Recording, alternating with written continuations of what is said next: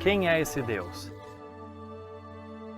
Essa foi a pergunta do orgulhoso e arrogante rei Nabucodonosor enquanto fitava os 3 hebreus que ousaram desafiar sua ordem de adorar a imagem de ouro. Quem é esse Deus que poderá livrá-los das minhas mãos? Ele perguntou. Aqui estava um desafio do rei pagão, não aos 3 hebreus, mas ao próprio soberano do universo. Será que o próprio Deus poderia livrar seu povo das mãos do rei? Será que o poder do homem poderia conter o poder do Deus desses hebreus? O poder de Deus seria suficiente para libertar seu povo da escravidão?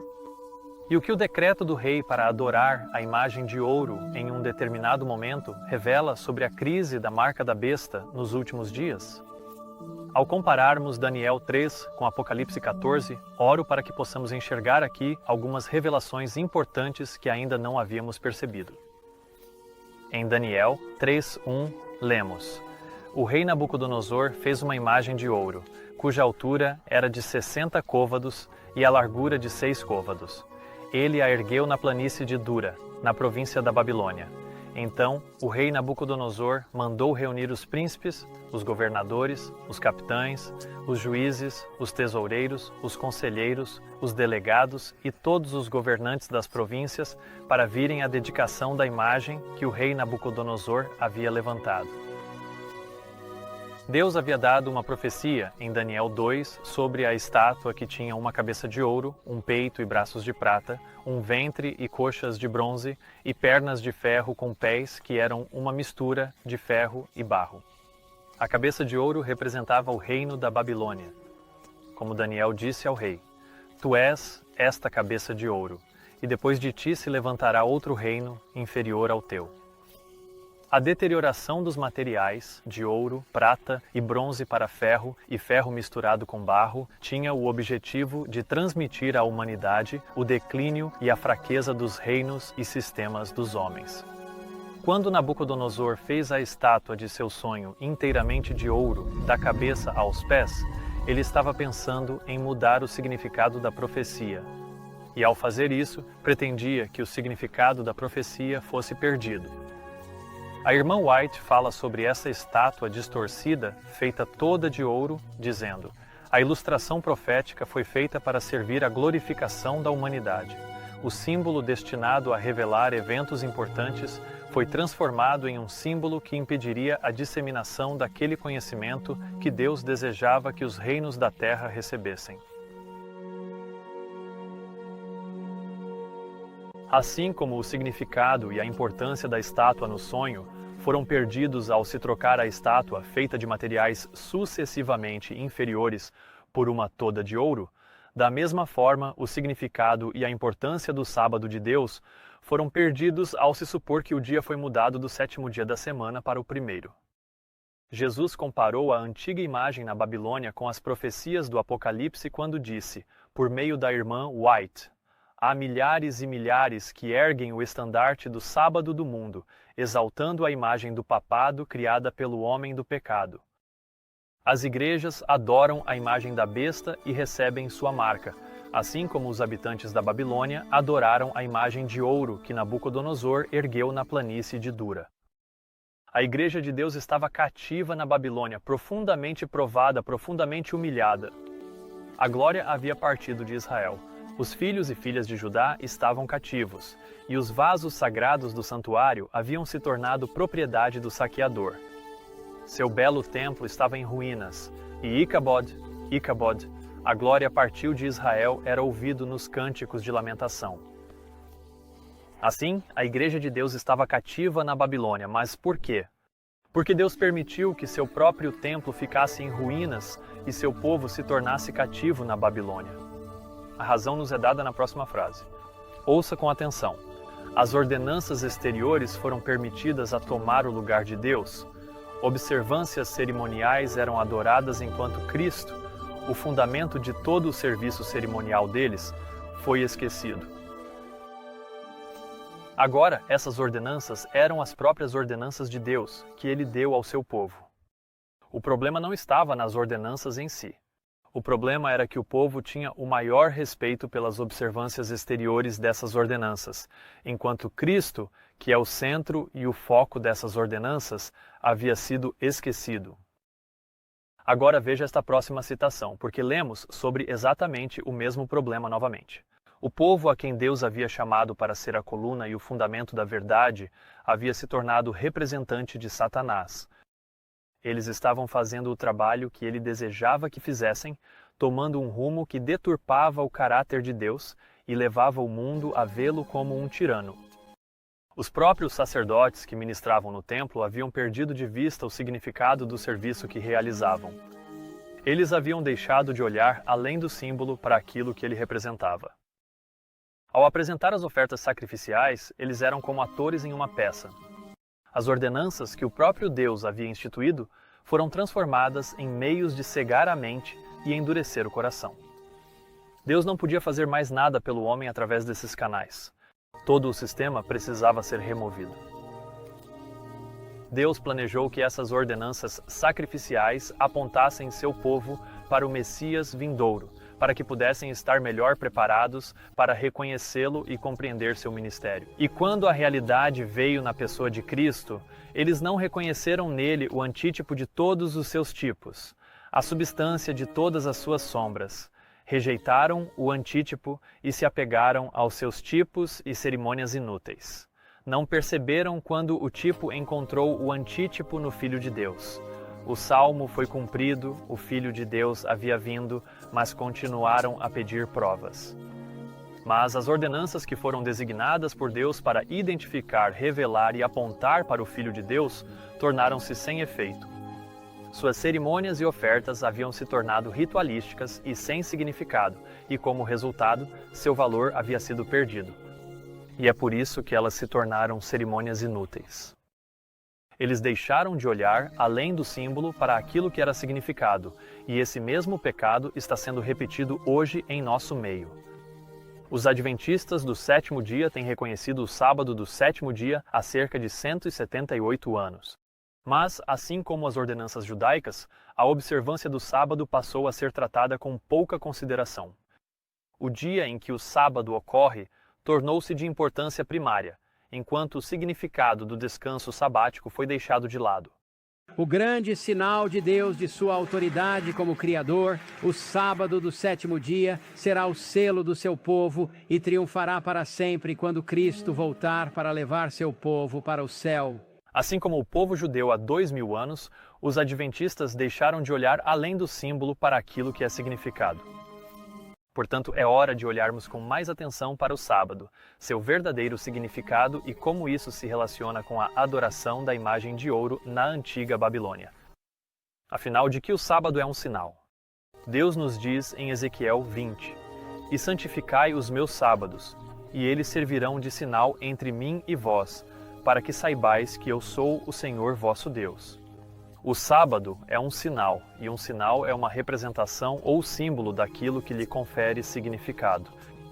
E como Deus declarou que o sábado é um sinal entre mim e vós, para que saibais que eu sou o Senhor vosso Deus, então o sábado obtém seu significado do fato de ser um sinal da adoração ao verdadeiro Deus.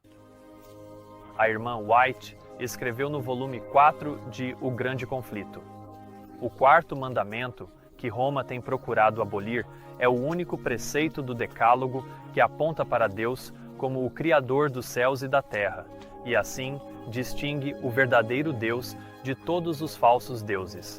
O sábado foi instituído para comemorar a obra da criação, e assim direcionar a mente dos homens ao Deus verdadeiro e vivo." Considere cuidadosamente as palavras. O sábado foi instituído para... Isso é importante porque estamos prestes a saber por que o sábado foi instituído e a razão pela qual Deus o deu ao homem. Ele foi instituído para comemorar a obra da criação e, assim, direcionar a mente dos homens ao Deus verdadeiro e vivo. Portanto, o propósito do sábado, o objetivo ou razão de se ter um dia para comemorar a criação, era direcionar a mente dos homens ao Deus verdadeiro e vivo, e assim a observância do quarto mandamento distingue o Deus verdadeiro de todos os falsos deuses. Essa declaração teria sido uma bênção para muitos adventistas do sétimo dia ao abrir seus olhos para o significado do sábado, mas a maioria nunca leu essa declaração, já que ela foi omitida das edições posteriores de O Grande Conflito após 1884. Em 1891, Ellen White escreveu: "Nesta guerra, o sábado do quarto mandamento será o grande ponto em questão, pois no mandamento do sábado, o grande legislador se identifica como o Criador dos céus e da terra." Em muitos lugares, a irmã White escreve em Esta Última Guerra que o sábado será o grande ponto em questão, mas nesta declaração ela identifica o motivo, pois no mandamento do sábado, o grande legislador se identifica como o Criador dos céus e da terra.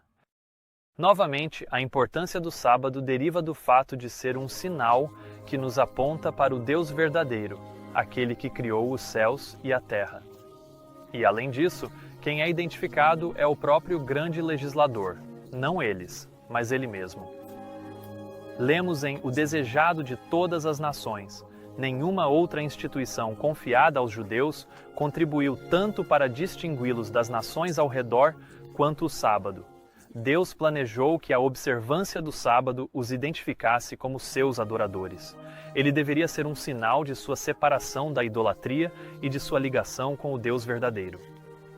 Se o sábado do sétimo dia é um sinal da adoração ao Deus verdadeiro e da separação da idolatria, então o que seria a observância do sábado falsificado?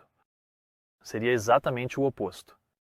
Para os cristãos que acreditam que o sábado é o domingo, o primeiro dia da semana seria, portanto, um sinal de sua separação do Deus verdadeiro e de sua ligação com a idolatria. Como os cristãos protestantes poderiam ser tão facilmente enganados? Pela mesma razão. Eles perderam de vista o significado do sábado. Mas até mesmo os judeus perderam de vista o significado das ordenanças que Deus lhes deu, e isso resultou em seu afastamento de Deus. À medida que os judeus se afastaram de Deus e deixaram de tornar a justiça de Cristo sua por meio da fé, o sábado perdeu o seu significado para eles. Agora, essa afirmação é muito interessante, não porque o sábado perdeu o seu significado para eles, mas porque ele perdeu o seu significado. Porque eles deixaram de tornar a justiça de Cristo sua por meio da fé. Os adventistas do sétimo dia já deixaram de tornar a justiça de Cristo sua por meio da fé? E quanto a 1888? Relembrando a rejeição da justiça pela fé em 1888 e nos anos seguintes, a irmã White escreveu: "O espírito de resistência que tem sido demonstrado ao apresentar a justiça de Cristo como nossa única esperança tem entristecido o Espírito de Deus.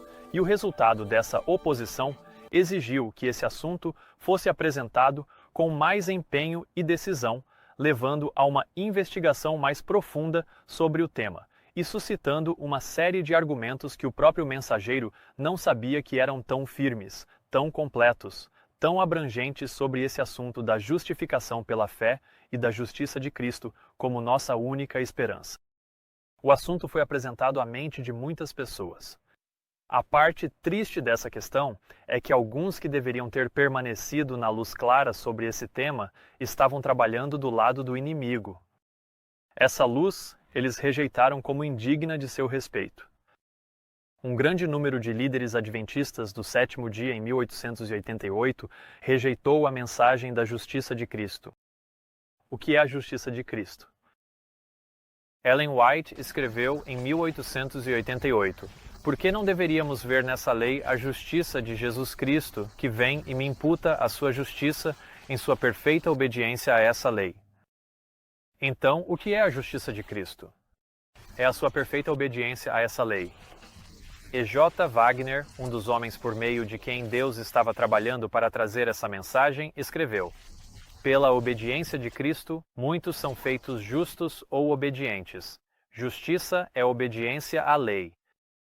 Portanto, a justiça de Cristo é a obediência de Cristo, e Cristo vem e me imputa a sua justiça em sua perfeita obediência." Mesmo hoje, ainda há uma abundância de ideias opostas e variadas sobre o que realmente é a justiça pela fé, mas eu não dei a vocês a minha opinião. Eu lhes dei as definições de dois dos mensageiros de 1888. Ellen G. White e E.J. Wagner. Na medida em que compreendemos a justiça pela fé, será o nosso apreço pelo descanso sabático, pois é ao cessarmos de nossas próprias obras e ao lembrarmos do dia de sábado para o santificar que demonstramos nossa fé na conclusão das obras de obediência de Cristo. E já que Ele realizou uma vida perfeita em nosso favor, somos capazes de descansar nessa justiça. E.J. Wagner escreveu: a verdadeira observância do sábado de Deus, portanto, em vez de ser uma tentativa de obter justiça pelas obras, é a aceitação da justiça pela fé. Ele também escreveu em 1897, mas creio que qualquer um aqui pode ver que a mensagem do terceiro anjo é justiça pela fé, pois o sábado é justiça pela fé, e agora está explicado o porquê, pois por meio dele o homem entra nas obras de Deus e essas obras são perfeitas. Então, os adventistas do sétimo dia, em 1888, rejeitaram os méritos da obediência de Cristo à lei, sua justiça e o que isso significaria para o sábado. A consequência seria a mesma que foi para os judeus. À medida que os judeus se afastaram de Deus e deixaram de tornar a justiça de Cristo sua própria pela fé, o sábado perdeu seu significado para eles.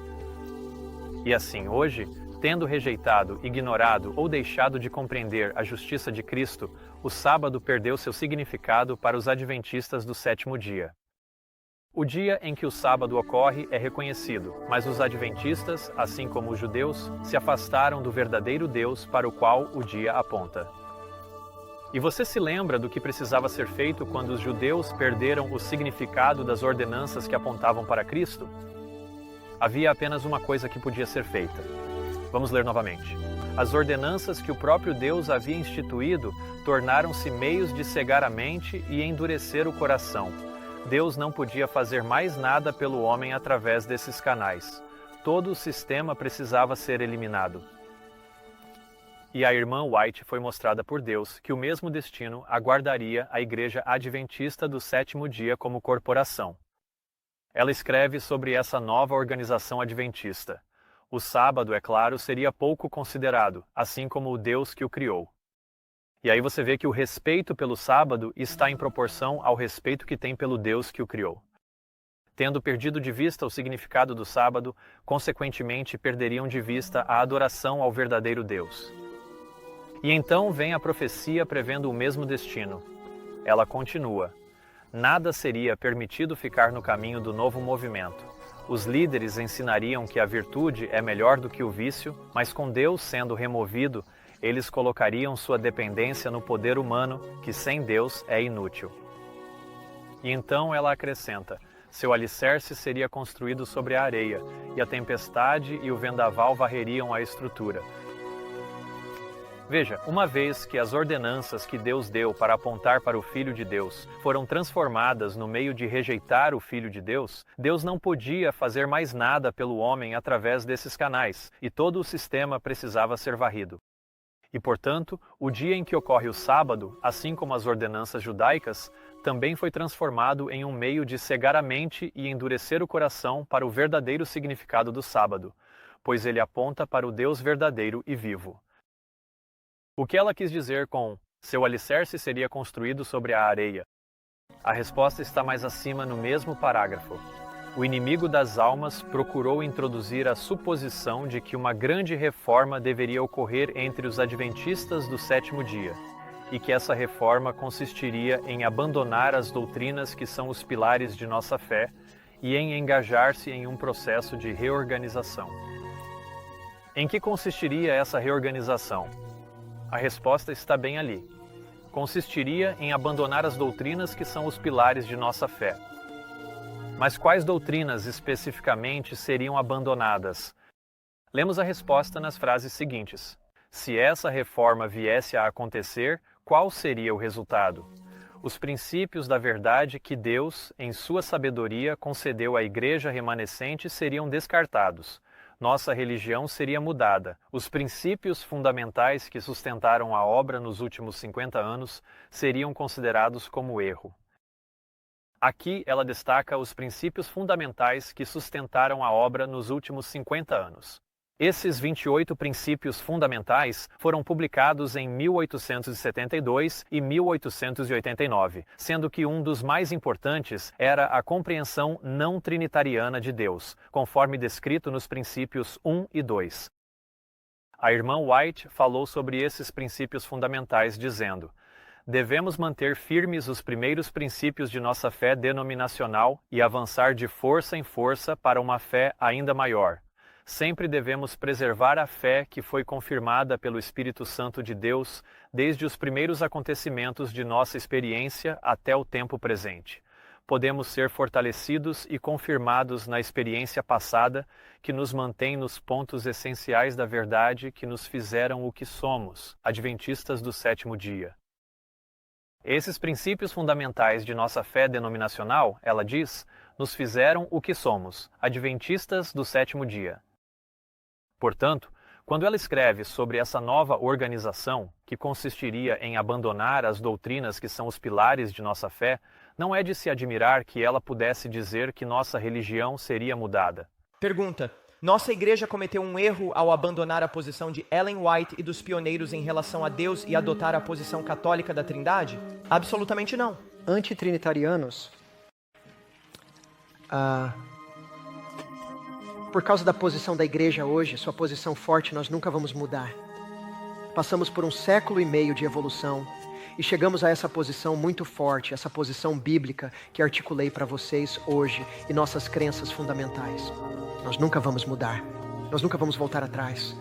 Nós nunca vamos voltar ao ponto em que os pioneiros estavam no início do movimento em relação ao ensino deles sobre a Trindade. Alguém na congregação disse: você falou isso, isso e aquilo. Sabe, agindo como se eu apoiasse um ponto de vista antitrinitariano, como chamamos. E eu respondi por escrito e expliquei toda a verdade. Mas absolutamente não. E eu acredito que o Senhor conduziu nossa igreja a uma visão mais bíblica da divindade. Mas os antitrinitarianos, eles dizem que acreditam que simplesmente abandonamos os pioneiros e agora nos juntamos aos católicos porque acreditamos na Trindade.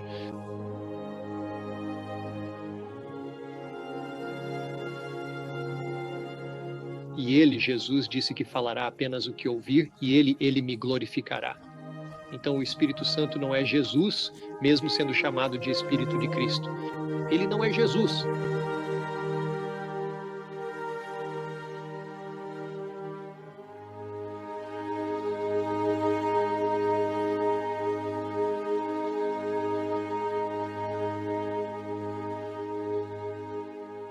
Esses princípios fundamentais de 1889 foram descartados e abandonados pela atual Igreja Adventista do Sétimo Dia Corporativa e considerados como erro por todos os seus principais evangelistas e teólogos. Portanto, o aviso de que os princípios fundamentais que sustentaram a obra nos últimos 50 anos seriam considerados como erro já foi cumprido. Mas adivinha só? Existem milhares de adventistas do sétimo dia em todo o mundo que estão firmados nos princípios fundamentais da fé. Eles são os verdadeiros adventistas do sétimo dia. Mas a atual Igreja Adventista do Sétimo Dia Corporativa é a nova organização que descartou os princípios fundamentais e os considerou como erro. Eles construíram um novo alicerce com novas doutrinas. O único Deus verdadeiro e seu Filho, literalmente unigênito, foram abandonados e removidos, e um novo ídolo, 3 em 1, foi colocado em seu lugar. É por isso que, ela escreve, o alicerce deles seria construído sobre a areia e, consequentemente, a tempestade e o vendaval varreriam a estrutura. A última parte desta profecia é a única porção que ainda resta ser cumprida.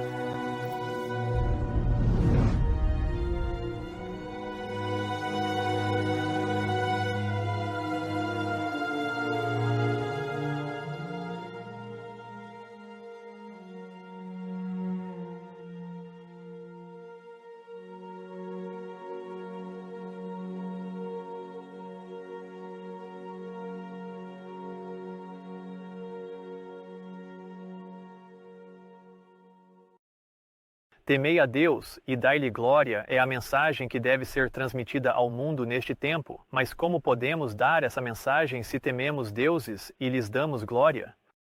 Uma mensagem assim é uma falsificação da mensagem do primeiro anjo, e temos exatamente esse exemplo em Daniel 3. Vamos dar uma olhada nisso. Então um arauto clamou em alta voz: A vós é ordenado, ó povos, nações e línguas, que no momento em que ouvirdes o som da corneta, flauta, harpa, saltério, lira, dulcimer e todo tipo de música, vos prostreis e adoreis a imagem de ouro que o rei Nabucodonosor levantou. E todo aquele que não se prostrar e não adorar será, na mesma hora, lançado no meio de uma fornalha de fogo ardente. Portanto, naquele momento, quando todo o povo ouviu o som da corneta, flauta, harpa, saltério, lira e todo tipo de música, todos os povos, nações e línguas se prostraram e adoraram a imagem de ouro que o rei Nabucodonosor havia levantado. O que merece destaque aqui é que uma ordem foi emitida convocando o povo da Babilônia a adorar em um momento específico. Você consegue pensar em outro lugar na Bíblia onde uma ordem é dada convocando o povo a adorar em um momento específico? Que tal Apocalipse 14? E vi outro anjo voar pelo meio do céu, tendo o evangelho eterno para pregar aos que habitam sobre a terra e a toda nação, tribo, língua e povo, dizendo em alta voz: Temei a Deus e dai-lhe glória, pois é chegada a hora do seu juízo. E adorai aquele que fez o céu, a terra, o mar e as fontes das águas. Agora vamos comparar este último aviso e chamado para adorar a Deus com um comando falso para adorar a imagem de ouro na Babilônia. Em Daniel 3, a mensagem é dada por um arauto. Em Apocalipse, Deus envia outro anjo. Em Daniel 3, o arauto clamou em alta voz, enquanto em Apocalipse, o anjo falou com grande voz. Em Daniel 3, a mensagem foi dada aos povos, nações e línguas. E em Apocalipse 14, a mensagem é dada a toda nação, tribo, língua e povo. Nesses versículos, em Daniel, vemos que o comando era para adorar a imagem de ouro, e em Apocalipse 14, há o comando para adorar a ele, ou seja, adorar a Deus, o Criador. Portanto, o que temos em Daniel 3 é uma falsificação da mensagem do primeiro anjo, e em ambas as mensagens há um tempo relacionado à adoração. Em Daniel, lemos: No momento em que ouvissem a música, deveriam se prostrar e adorar a imagem de ouro. Esse tempo é repetido no versículo 6 como sendo a mesma hora, e no versículo 7, dizendo naquele momento. Em Apocalipse 14, também vemos o tempo relacionado à adoração de Deus nas palavras: é chegada a hora do seu juízo. E porque essa hora chegou, o comando é para adorá-lo, o único Deus verdadeiro.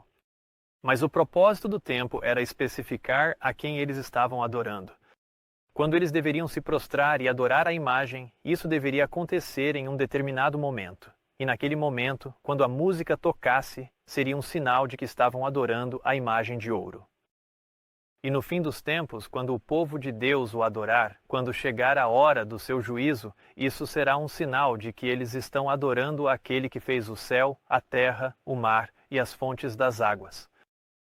E que tempo Deus designou e separou para ser um sinal da adoração ao Criador? Claro, foi o sábado, pois em 6 dias o Senhor fez o céu e a terra, o mar e tudo o que neles há, e descansou no 7º dia. Por isso o Senhor abençoou o dia de sábado e o santificou. Novamente, o significado do tempo em ambas as passagens era que o tempo seria um sinal de quem o povo estava adorando. Quando Nabucodonosor associou o momento em que a música tocava com a adoração da imagem de ouro, não foi porque ele achava que, quando a música estivesse tocando, seria um bom momento para adorar a imagem. Havia um propósito mais sinistro. Era a intenção de Satanás associar um determinado tempo à adoração da imagem para manter o povo preso à idolatria. E qual foi a consequência de recusar adorar a imagem de ouro no tempo especificado no decreto? Era a morte, pois todo aquele que não se prostrar e adorar será na mesma hora lançado no meio de uma fornalha de fogo ardente. E qual será a consequência no fim dos tempos para aqueles que se recusarem a adorar a imagem da besta? Lemos: a imagem da besta deveria tanto falar quanto fazer com que todos os que não adorassem a imagem da besta fossem mortos. Por se recusarem a adorar a grande imagem de ouro que Nabucodonosor havia erguido, os 3 hebreus foram lançados na fornalha de fogo ardente, mas Deus preservou seus servos no meio das chamas, e a tentativa de impor a idolatria resultou em levar o conhecimento do verdadeiro Deus diante dos príncipes reunidos e dos grandes homens do vasto reino da Babilônia. Aqui vemos que o decreto do rei não tinha relação com honrar o momento da música. Tratava-se de usar o tempo como uma ferramenta para impor a idolatria, e o mesmo acontece com a marca da besta no fim dos tempos. A lei que ordena a todos honrar o primeiro dia da semana na adoração à imagem da besta não diz tanto respeito a adorar no tempo errado, mas sim a obrigar o povo a adorar o Deus errado. E não por acaso, em Babilônia, no que resultou o decreto para impor a idolatria, lemos: a tentativa de impor a idolatria resultou em trazer o conhecimento do verdadeiro Deus diante dos príncipes reunidos e dos grandes homens do vasto reino da Babilônia. Não seria verdade também que, quando o decreto for promulgado para adorar a imagem da besta e impor a idolatria no fim dos tempos, isso também resultará em levar o conhecimento do verdadeiro Deus a toda nação, tribo, língua e povo? Acho que muitos de nós que reconhecemos a heresia da doutrina da Trindade e retornamos aos princípios fundamentais do verdadeiro adventismo do sétimo dia, frequentemente vimos os efeitos prejudiciais que essa falsa doutrina causou à Igreja Adventista e nos perguntamos como o verdadeiro conhecimento de Deus se encaixa no contexto profético dos últimos dias. Raciocina-se que isso deve estar em algum lugar, porque todo o mundo está enganado quanto às doutrinas mais fundamentais da Bíblia, que há um só Deus e que esse único Deus teve um Filho unigênito. Ao professar a doutrina da Trindade, todo o mundo cristão foi enganado a ponto de rejeitar essas 2 doutrinas fundamentais da fé cristã. Mesmo aqueles que passaram anos ou décadas nas igrejas adventistas acreditam que a última grande crise que este mundo enfrentará é simplesmente escolher entre o dia certo e o dia errado. Se esse é o nosso pensamento, então nós também perdemos de vista o verdadeiro significado do sábado. A lei dominical será uma ordem para adorar o dia, mas a verdadeira questão não é sobre o dia. Trata-se de impor a idolatria, levando a terra e seus habitantes a adorarem um ídolo, assim como o tempo de adoração foi usado para impor a idolatria na antiga Babilônia. E quem é o Deus da besta e de sua imagem? Sem controvérsias, é o monstruoso 3 em 1, a Trindade. Esse ídolo politeísta que se apresenta como o único Deus da Bíblia é o Deus que recebe a homenagem daqueles que observam o dia do sol. O Catecismo Católico afirma claramente sobre o domingo. É um dia dedicado pelos apóstolos à honra da Santíssima Trindade. Deve ser em um tempo como este, quando o verdadeiro Deus da Bíblia é difamado, descartado e desafiado, que aqueles que guardam o verdadeiro sábado tornarão conhecido aos habitantes da terra o verdadeiro Deus a quem o sábado aponta e seu Filho unigênito.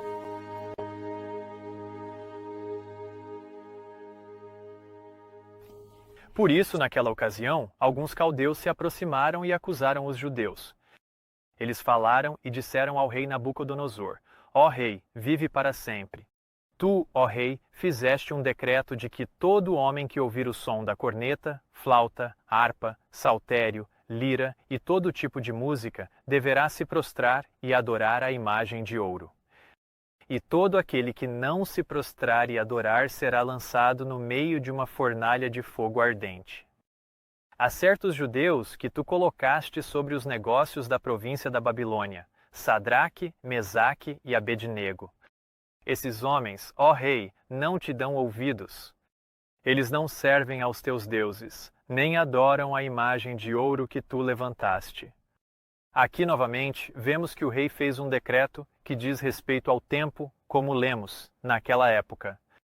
Ou seja, naquele momento em que a música começava a tocar, todos eram ordenados a realizar um ato de adoração. pois o decreto ordenava que todos se prostrassem e adorassem a imagem de ouro. Agora deixe-me fazer uma pergunta. O que é mais importante, o momento em que você adora ou o Deus a quem você adora? Obviamente, o Deus a quem adoramos é o mais importante, e é exatamente por isso que a Igreja Adventista do Sétimo Dia acabou sendo aceita como uma denominação protestante tradicional. Apesar de guardar o sábado no sétimo dia e estar fora de sintonia com todas as demais denominações protestantes nesse ponto, a Igreja Adventista quase foi rotulada como seita, mas acabou sendo acolhida pelos evangélicos como uma denominação cristã tradicional devido ao abandono de sua história não trinitariana e à adoção completa da doutrina da Trindade. O historiador adventista do sétimo dia, George Knight, publicou um artigo chamado Questions on Doctrine, Symbol of Adventist Theological Tension. Nesse artigo, ele escreveu sobre Walter Martin e Donald Barnhouse, autores evangélicos que escreviam o livro The Kingdom of the Coats, em 1956. Os autores dialogavam com a liderança adventista do sétimo dia sobre suas doutrinas para determinar se a Igreja Adventista do sétimo dia era uma seita ou uma denominação cristã.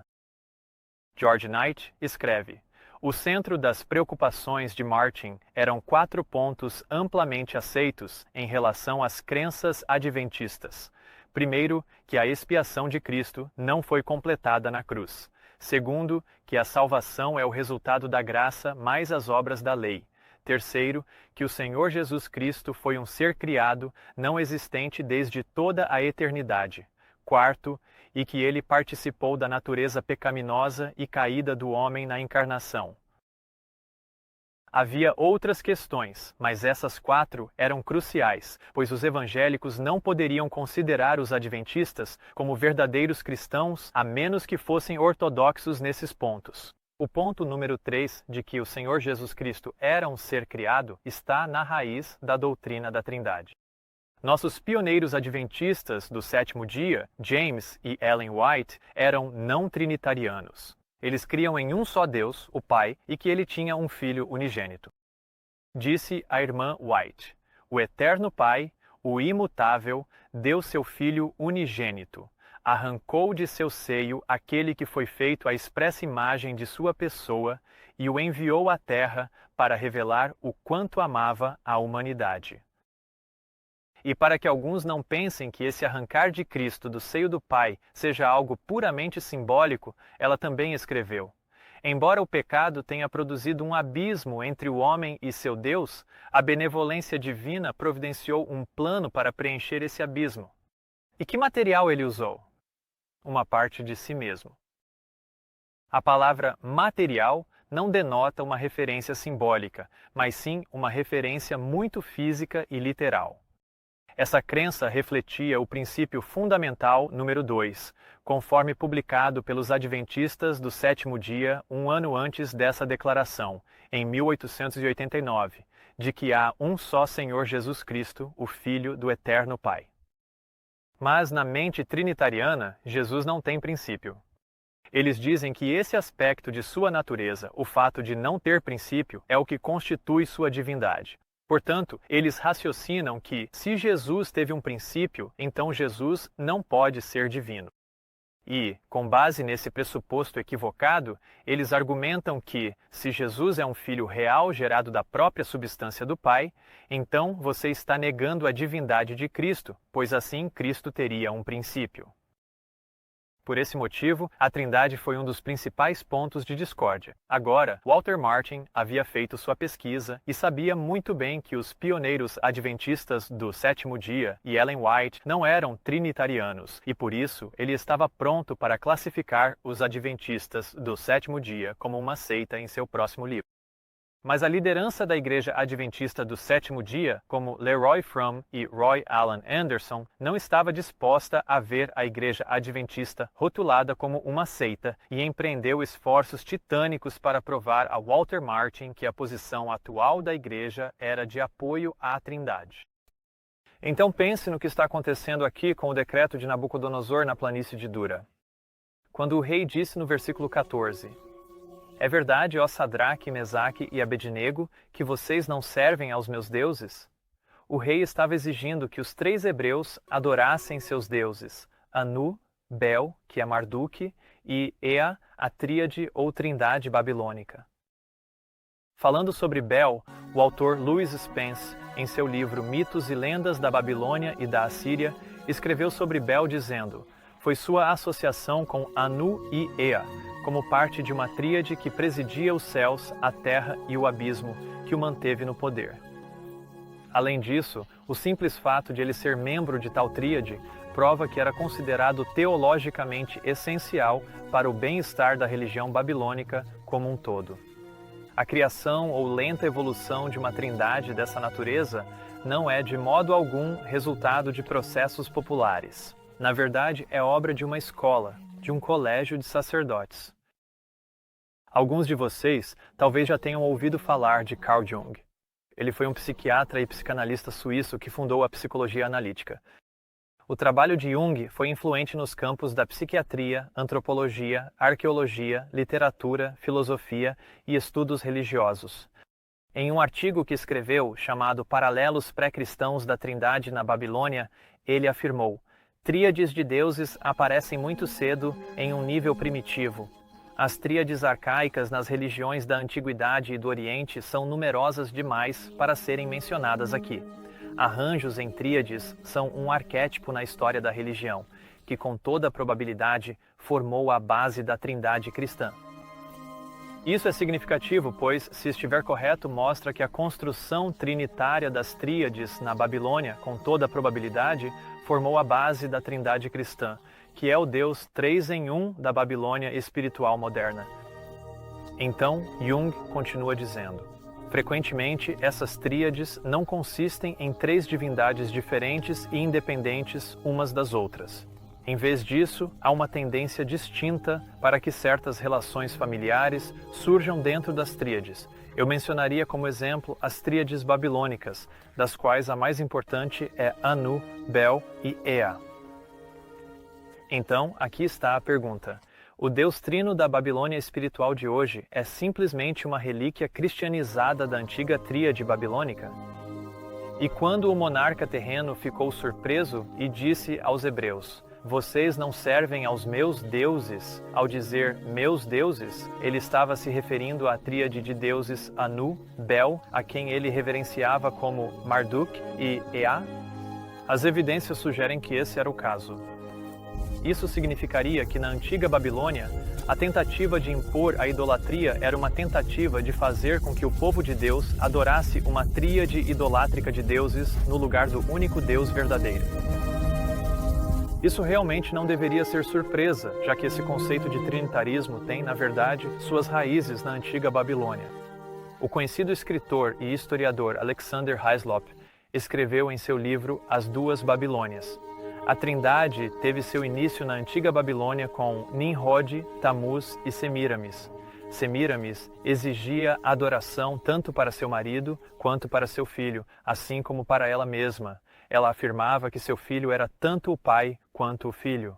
Sim, ele era Deus Pai e Deus Filho, a primeira trindade divina e incompreensível. A origem desses sentimentos trinitários, portanto, remonta ao próprio início da Babilônia. Desde o seu surgimento, a antiga Babilônia incorporou essas ideias no culto aos seus deuses. E enquanto a adoração a Nimrod, Semiramis e Tamuz marcou os primórdios da Babilônia, o culto a Anu, Bel e Ea surgiu mais de 1000 anos depois, sendo mais contemporâneo à época de Nabucodonosor, no século V a.C. Esse decreto para adorar a imagem de ouro e os deuses trinitários na antiga Babilônia, em um determinado momento, prenuncia a profecia dos últimos dias, quando haverá uma nova tentativa de impor a idolatria, fazendo com que o povo de Deus adore a imagem da besta e a trindade 3 em um momento específico. E nesse momento, qual será o resultado dessa tentativa mundial de impor a adoração a uma trindade idólatra por meio de leis dominicais? Terá o mesmo resultado que teve nas planícies de Dura. pois a tentativa de impor a idolatria resultou em trazer o conhecimento do verdadeiro Deus diante dos príncipes reunidos e dos grandes homens do vasto reino da Babilônia. Naquele dia memorável, as forças das trevas pareciam estar alcançando um triunfo notável.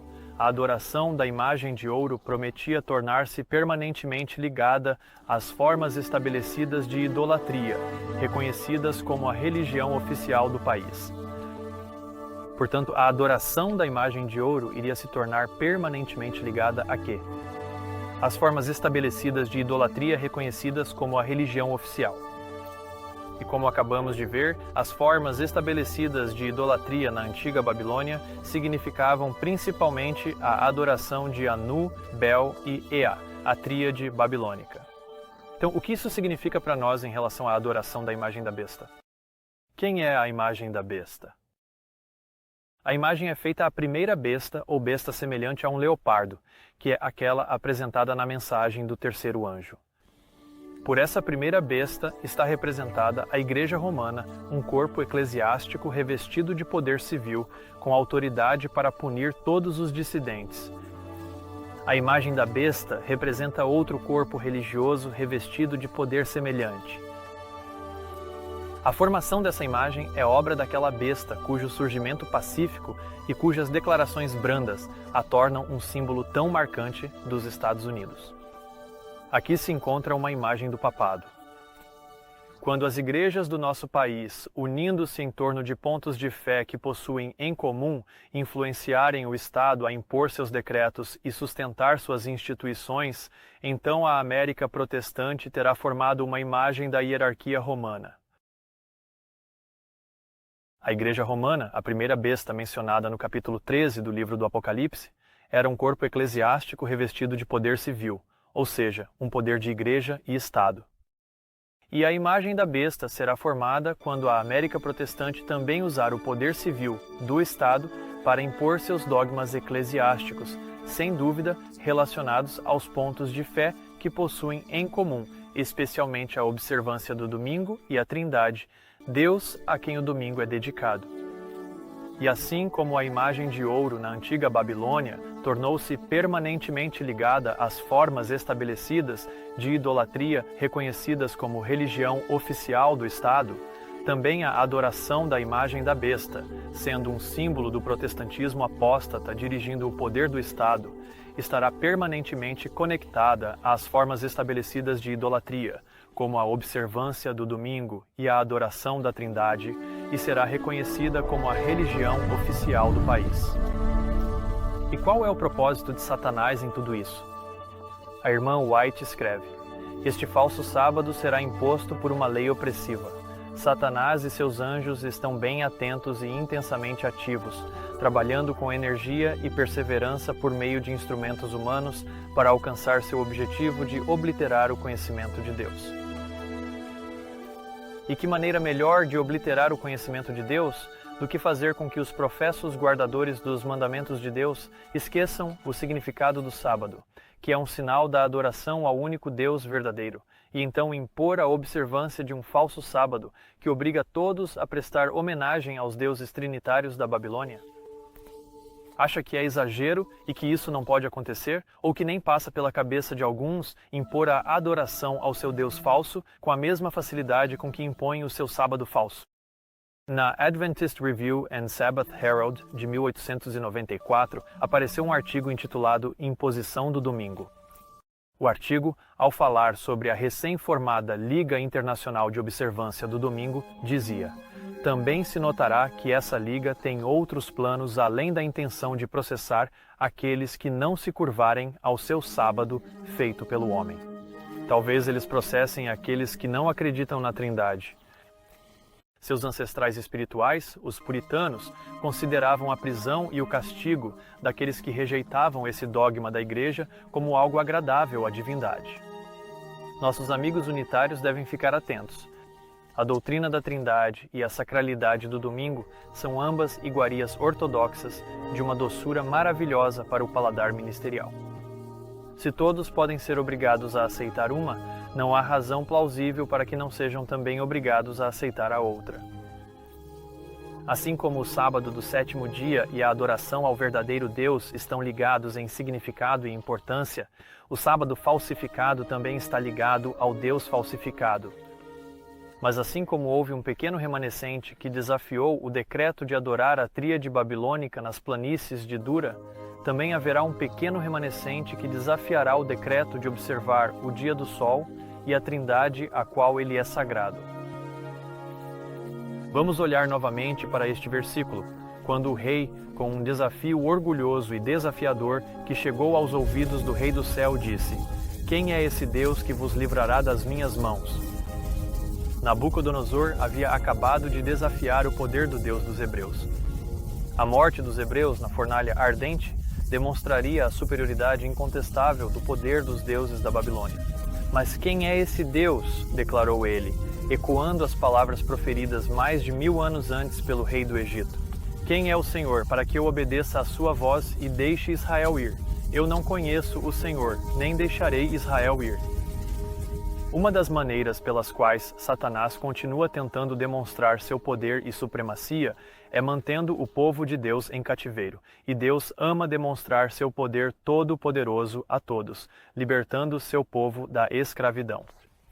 O sinal e símbolo mais significativo do poder de Deus para libertar é o sábado. E lembra-te de que foste servo na terra do Egito, e que o Senhor teu Deus te tirou de lá com mão poderosa e braço estendido. Portanto, o Senhor teu Deus te ordenou que guardasses o dia de sábado. Qual é o significado do sábado? É o dia em que o povo de Deus deve se lembrar de que, assim como foram escravos no Egito, e Deus exerceu o poder de sua mão poderosa para libertá-los do Egito, o sábado também permanece como um sinal do seu poder para libertar seu povo da escravidão do pecado. No fim dos tempos, Satanás exercerá seu poder para manter o povo de Deus cativo na escravidão do pecado, levando-os a adorar um ídolo filosófico no falso sábado. Satanás se gaba com as palavras: "Um sinal entre mim e vocês por todas as suas gerações, eu farei servir do lado do meu sábado. Assim, o mundo será meu. Serei o governante da terra, príncipe do mundo. Controlarei de tal forma as mentes sob o meu poder que o sábado de Deus será objeto de desprezo." Um sinal? Farei com que a observância do sétimo dia seja um sinal de deslealdade às autoridades da terra. As leis humanas serão tornadas tão rigorosas que homens e mulheres não ousarão guardar o sábado do sétimo dia. Por medo de faltar comida e roupa, eles se unirão ao mundo na transgressão da lei de Deus, e a terra estará totalmente sob o meu domínio. Como Satanás planeja manter o mundo em escravidão ao pecado? As leis humanas serão tornadas tão rigorosas, ele diz, que por medo de faltar comida e roupa, eles se unirão ao mundo na transgressão da lei de Deus. Quão típico é que Satanás falsifique o sábado, o sinal da adoração ao verdadeiro Deus e de seu poder, para libertar o homem do pecado, e institua um sábado falso como sinal da adoração a ídolos e de seu poder para manter os homens escravizados ao pecado.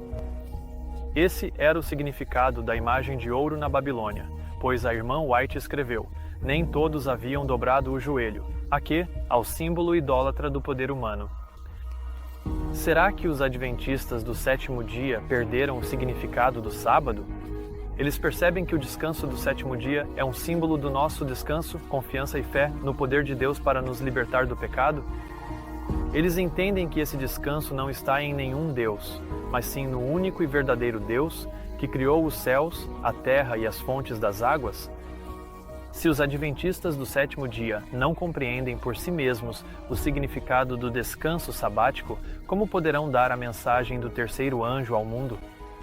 Na Bíblia, os 10 mandamentos são registrados 2 vezes, uma em Êxodo e outra em Deuteronômio, e Deus relembra a sua libertação do seu povo do Egito, uma vez em Êxodo e 2 vezes em Deuteronômio. No 4º mandamento em Deuteronômio, acabamos de ver que Deus relembrou seu poder para libertar seu povo do Egito, ou do pecado, como uma razão para guardar o sábado. Mas em Êxodo 20, ele traz à memória seu poder de libertar seu povo do Egito como uma razão para guardar o 1º mandamento. Ele diz: "Eu sou o Senhor teu Deus, que te tirei da terra do Egito, da casa da servidão. Não terás outros deuses diante de mim. Portanto, o primeiro mandamento e o quarto mandamento estão ligados, porque o poder de Deus para libertar seu povo é apresentado como razão para guardar tanto o quarto mandamento quanto o primeiro. É impossível guardar o sábado no dia correto enquanto se adora um ídolo, pois isso anula o significado do sábado como um sinal da adoração ao Deus verdadeiro. E com isso em mente, podemos perceber a gravidade do pecado que Ellen White alertou que o povo de Deus cometeria ao se afastar do verdadeiro Deus para a trindade ociosa. No livro Primeiros Escritos Selecionados, página 204, as duas últimas frases dizem: os líderes ensinariam que a virtude é melhor do que o vício, mas com Deus removido, eles colocariam sua confiança no poder humano, que sem Deus é inútil. Seu alicerce seria construído sobre a areia e a tempestade e o vendaval varreriam a estrutura. Nesta declaração, onde Ellen White adverte que Satanás levaria os adventistas do sétimo dia a abandonar as doutrinas que são os pilares de nossa fé, essas doutrinas estão representadas nos princípios fundamentais. E a razão, ela escreve, pela qual nossa religião seria mudada é porque chegaria um tempo em que os princípios fundamentais que sustentaram a obra pelos últimos 50 anos seriam considerados como erro. E qual é a doutrina dentro dos princípios fundamentais que, se abandonada, constituiria uma mudança de religião?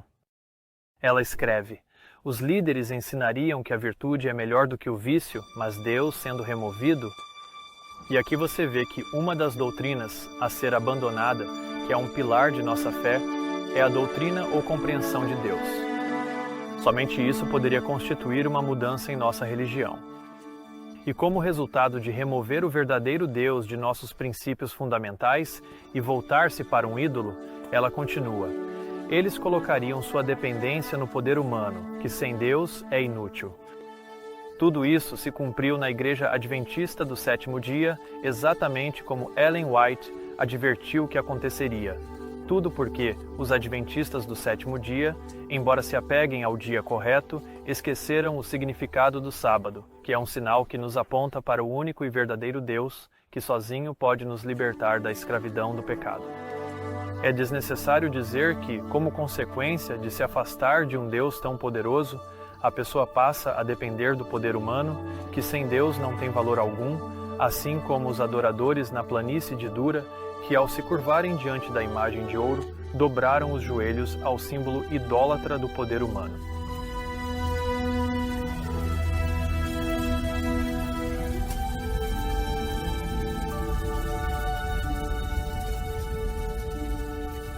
Então Nabucodonosor se encheu de fúria e a expressão do seu rosto se transformou contra Sadraque, Mesaque e Abednego. Por isso, ele falou e ordenou que aquecessem a fornalha 7 vezes mais do que de costume, e ordenou aos homens mais fortes do seu exército que amarrassem Sadraque, Mesaque e Abednego, e os lançassem na fornalha de fogo ardente. Então, esses homens foram amarrados com seus mantos, suas calças, seus chapéus e suas outras vestes, e foram lançados no meio da fornalha de fogo ardente. Vemos que Nabucodonosor ordenou aos homens mais poderosos do seu exército. Por quê? Do que o rei tinha tanto medo a ponto de achar que precisava dos homens mais fortes para prender os 3 hebreus, ele sentiu que era necessário mais do que um poder comum para lidar com esses homens nobres. Sua mente estava fortemente impressionada de que algo incomum interviria em favor deles, e por isso ordenou que seus homens mais fortes lidassem com eles. Será que Satanás também não ordena que seus anjos mais poderosos mantenham os homens presos no pecado, presos na transgressão e adorando um Deus falso? Mais uma vez, temos os homens mais poderosos representando o poder humano em oposição ao Deus do céu, e até mesmo o rei sabia que seu poder talvez não fosse suficiente. E lemos: então esses homens foram amarrados. O povo de Deus hoje está amarrado por mentiras, enganos, falsas doutrinas, tentações, pecado, amor ao mundo, orgulho e egoísmo? Existe algum poder capaz de libertar o homem dos enganos de Satanás ou da falsidade de seu próprio coração egoísta? Continuamos. Portanto, porque a ordem do rei era urgente e o forno estava extremamente quente, a chama do fogo matou aqueles homens que levaram Sadraque, Mesaque e Abednego. E esses 3 homens, Sadraque, Mesaque e Abednego, caíram amarrados no meio da fornalha de fogo ardente. Aqui novamente vemos que os 3 hebreus estavam amarrados, mas agora vemos que eles caíram. O que isso significa? Não significaria que eles estavam impotentes para se ajudar? Você se sente impotente ao tentar se libertar das tentações e pecados que o prendem a agências satânicas? Há uma boa notícia, porque bem aqui na história há uma grande mudança. Alguém novo chega à cena. Então, Nabucodonosor, o rei, ficou atônito, ou seja, espantado, levantou-se apressadamente e falou, dizendo aos seus conselheiros: Não lançamos 3 homens amarrados no meio do fogo? Eles responderam ao rei: É verdade, ó rei. Ele respondeu e disse: Eis que vejo 4 homens soltos andando no meio do fogo, e eles não sofreram nenhum dano, e a aparência do quarto é como a do Filho de Deus. A nova figura que apareceu na cena não é ninguém menos que o Filho de Deus. Agora pense sobre isso. Mesmo antes de Jesus se tornar homem, mais de 500 anos antes de sua encarnação, a Bíblia aqui o declara como o Filho de Deus. E qual foi o resultado da chegada da presença do Filho de Deus? Que mudança ocorreu quando o Filho de Deus chegou? O rei disse: Vejo 4 homens soltos. O Filho de Deus libertou seu povo, que se recusou a adorar a imagem de ouro ou a trindade dos deuses babilônicos. As cordas mais fortes, amarradas pelos homens mais poderosos sobre o povo de Deus, foram completamente rompidas. Mais do que isso, tão completa foi a libertação pelo Filho de Deus que o fogo destinado a consumi-los não teve nenhum efeito sobre eles. Disse o rei: Eles não sofreram nenhum dano.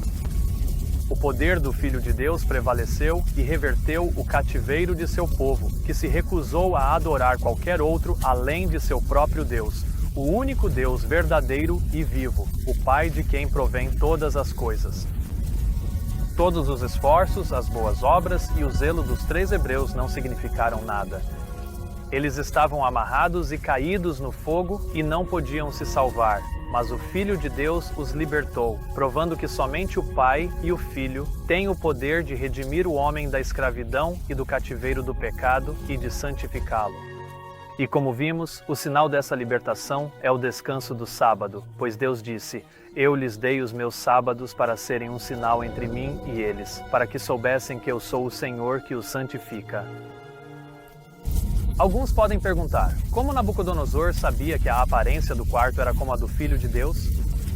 A irmã White explica: ele tinha ouvido falar do Filho de Deus pelos cativos hebreus que estavam em seu reino. Eles haviam trazido o conhecimento do Deus vivo que governa todas as coisas. Os 3 hebreus haviam trazido o conhecimento do Deus vivo, e foi por meio deles que o rei também ouviu falar do Filho de Deus.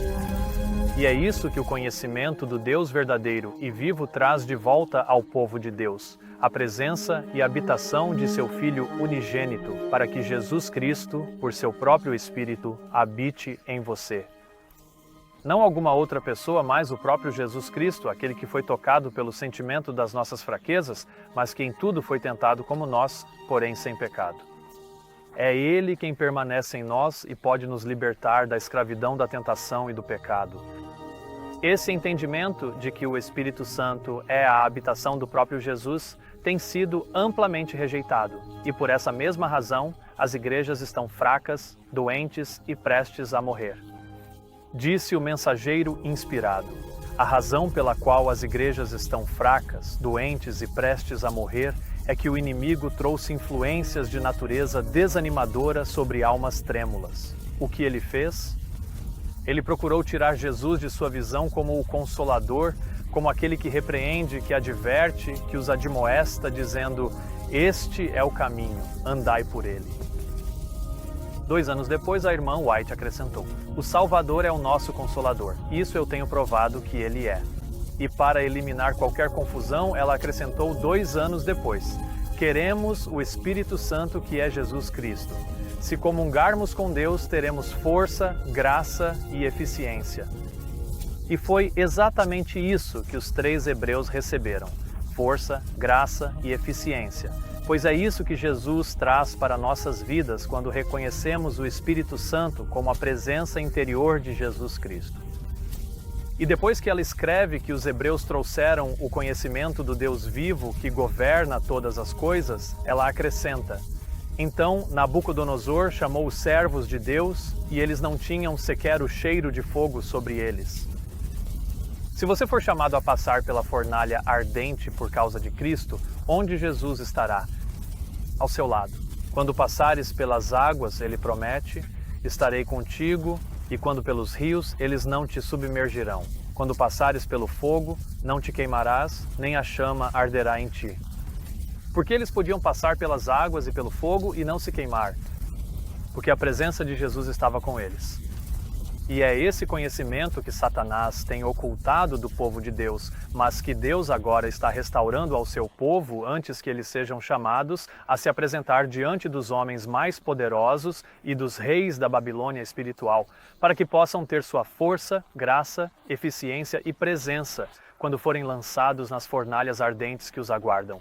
Então, Nabucodonosor se aproximou da entrada da fornalha ardente e falou, dizendo: Sadraque, Mesaque e Abednego, servos do Deus Altíssimo, saí e vinde aqui. Então Sadraque, Mesaque e Abednego saíram do meio do fogo, e os príncipes, governadores, capitães e conselheiros do rei, estando todos reunidos, viram que o fogo não teve poder algum sobre o corpo desses homens, nenhum só fio de cabelo de suas cabeças se queimou. Nem mesmo suas roupas foram alteradas, e o cheiro de fogo não passou sobre eles. Então Nabucodonosor falou e disse: Bendito seja o Deus de Sadraque, Mesaque e Abednego, que enviou o seu anjo e livrou os seus servos que nele confiaram, pois mudaram a palavra do rei e entregaram os seus corpos para que não servissem nem adorassem a nenhum outro Deus, senão o seu próprio Deus. Há coisas impressionantes nesses versículos. A mais óbvia é a mudança notável no rei, que agora, em vez de pedir aos hebreus que sirvam seus deuses, no plural, chama Sadraque, Mesaque e Abednego de servos do Deus Altíssimo. Não deuses, mas o Deus Altíssimo, no singular. E isso logo após reconhecer que a forma do quarto homem no fogo era o Filho de Deus. Então, até mesmo esse rei pagão entendeu que o Filho de Deus é uma pessoa e que ele é, de fato, o Filho de Deus, e aqui ele reconhece o Deus Altíssimo, que é o Pai, e que eles são 2 indivíduos distintos, uma verdade que é destruída pela doutrina da Trindade. Então, Nabucodonosor vai ainda mais longe e diz: Bendito seja o Deus, no singular, de Sadraque, Mesaque e Abednego, e então afirma que eles não serviriam nem adorariam nenhum Deus, exceto o seu próprio Deus. E esse era o verdadeiro ponto de discórdia subjacente neste capítulo. Eles adorariam deuses falsos ou permaneceriam fiéis ao único Deus verdadeiro? Nabucodonosor conclui: Portanto, faço um decreto de que todo povo, nação e língua que disser algo contra o Deus, no singular, de Sadraque, Mesaque e Abednego, será despedaçado e suas casas serão transformadas em monturo, porque não há outro Deus que possa livrar dessa maneira. Então o rei promoveu Sadraque, Mesaque e Abednego na província da Babilônia. E aí está a conclusão da lição que Deus tem para nós neste capítulo. Não há outro Deus que possa livrar dessa maneira. Somente o Deus Altíssimo, o Pai e o Filho de Deus são capazes de livrar o homem dos decretos mais severos e das leis mais rigorosas referentes ao tempo em que esta terra for ordenada a adorar a besta, sua imagem e receber sua marca. Quando o povo de Deus for rejeitado, zombado, odiado e expulso da sociedade sem poder comprar ou vender, a presença do Filho de Deus estará com eles e os livrará.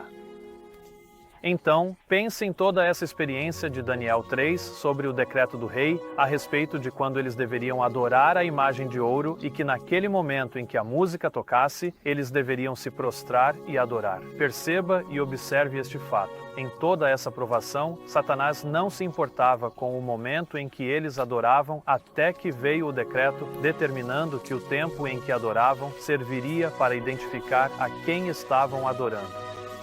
Portanto, mais uma vez, o tempo não era a razão para as provas. A prova, desde o início dessa controvérsia, era sobre a quem os hebreus estavam adorando e o esforço de Satanás para impor a idolatria e garantir para si a homenagem que deveria ser prestada somente a Deus. E este capítulo de Daniel 3, com todas as suas conexões e paralelos com a guerra pela adoração em Apocalipse 13 e 14, que está prestes a se desencadear sobre o mundo, não trata tanto do tempo, mas sim de quem o povo da terra irá adorar.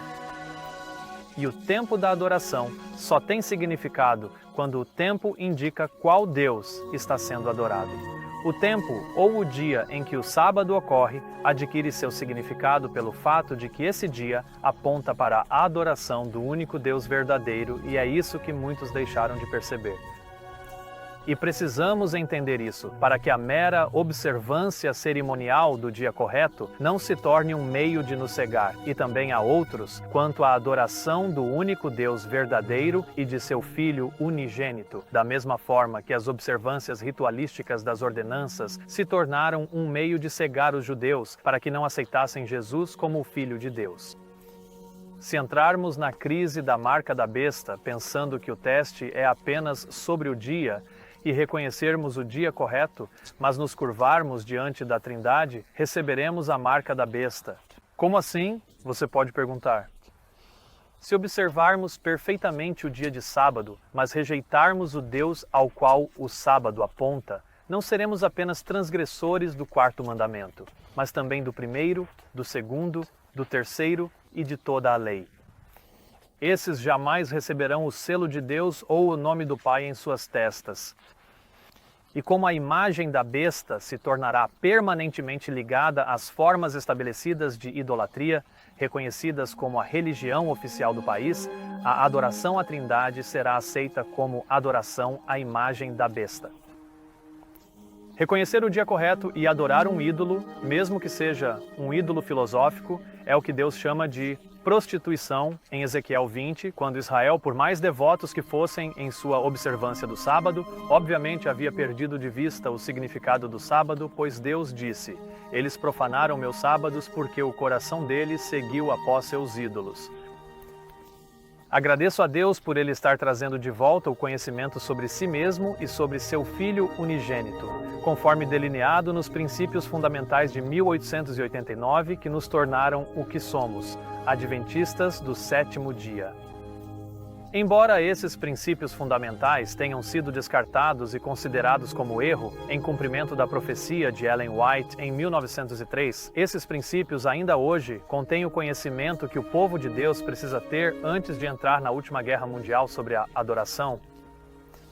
A irmã White comenta sobre o versículo de que eles não deveriam servir nem adorar nenhum Deus, exceto o seu próprio Deus, e acrescenta: assim, esses jovens, imbuídos do Espírito Santo, declararam a toda a sua nação sua fé, de que aquele a quem adoravam era o único Deus verdadeiro e vivo. Essa demonstração de sua própria fé foi a apresentação mais eloquente de seus princípios. Para impressionar os idólatras com o poder e a grandeza do Deus vivo, seus servos devem revelar sua própria reverência por Deus. Eles devem deixar claro que Ele é o único objeto de sua honra e adoração, e que nenhuma consideração, nem mesmo a preservação da própria vida, pode induzi-los a fazer a menor concessão à idolatria.